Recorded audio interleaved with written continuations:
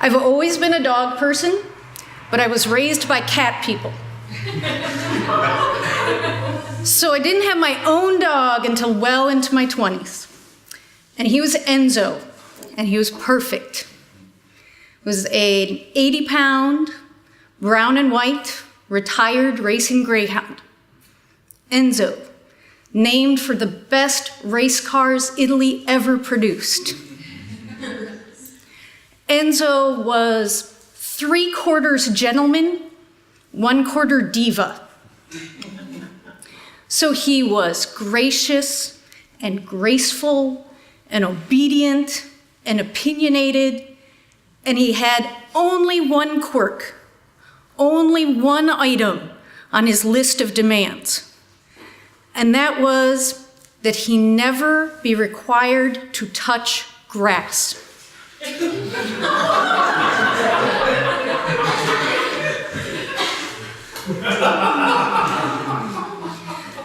So we did our best to accommodate him, but every once in a while asked him to go on a picnic where he would stand awkwardly, alternating 2 legs, 3 legs, and whining until a blanket of sufficient fluffiness was put down for him where he could lay and grieve until the picnic was over. But he was perfect. He was everything I dreamed a dog would be all those years surrounded by the cat people. And he was with me for 10 years. And so when he died on a spring night with his head in my lap and his body full of cancer, I promised him that I would never love another,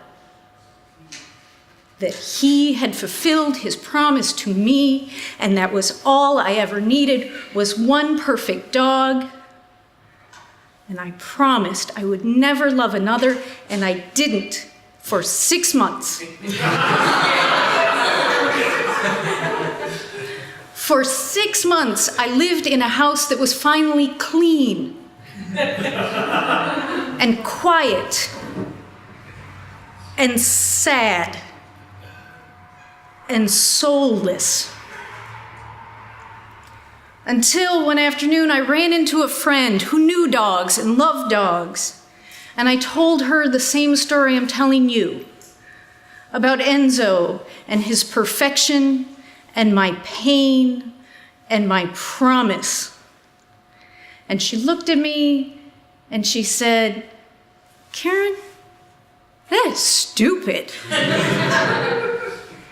If Enzo was all that, you don't honor his memory by letting other dogs die alone in kennels dreaming of you and their potential perfection." And so, the day after Thanksgiving, Murray came home. Murray, named for the finest Murrays of the world. It was the day after Thanksgiving, and the rescue group that brought us Murray had advised we put the Christmas tree up early so there would be no major changes to the house after Murray arrived. And Murray, an 80-pound, brown and white, retired racing greyhound, came into my home, lifted his leg, and peed on the Christmas tree.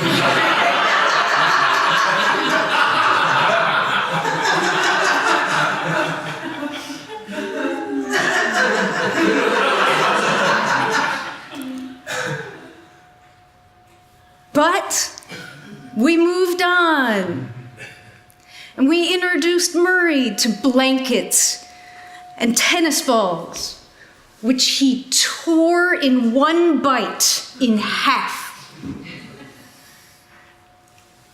He just kind of acted nervous and weird for a few days. I'm like, this is fine. All dogs need to settle in. We can't expect him to be like Enzo, who was perfect. And so we loved him for 3 days. And on the third day, we had to go to work. But by the third day, Murray loved us. And we left him. And he developed the worst case of separation anxiety any dog has ever unleashed on the world.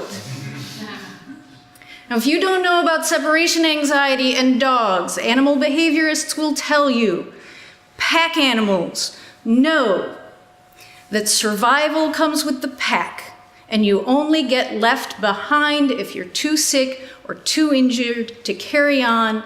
The pack is survival, abandonment is death. And so the Monday after Thanksgiving, I went back to work, and Murray went to work on the door and dug through the wallpaper, the drywall, the studs, and through the next wall in an attempt to get through the door and find me. Now, if you have a dog with separation anxiety, they will tell you, put him in a crate.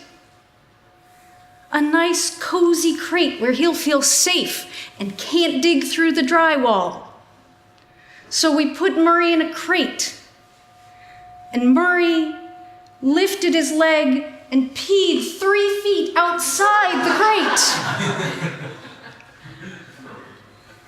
The crate had 2 locks. Murray was a locksmith.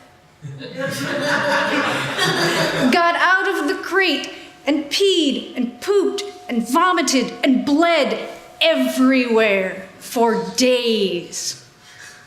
So we got 2 more locks. 1 dog, 1 crate, 4 locks.